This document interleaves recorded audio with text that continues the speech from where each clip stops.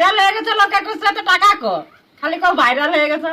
টাকা দিয়ে কি হবে? আমার চাই মান সম্মান। আমার টাকা দরকার।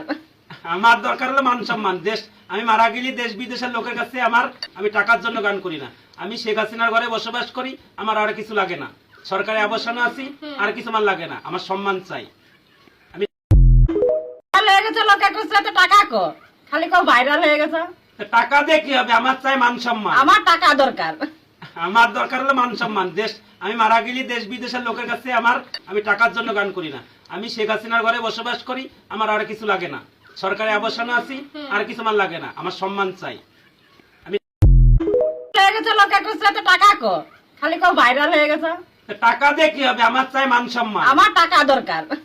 আমার দরকার হলো মান সম্মান। দেশ আমি মারা গেলে দেশ বিদেশের লোকের কাছে আমি টাকার জন্য গান করি না।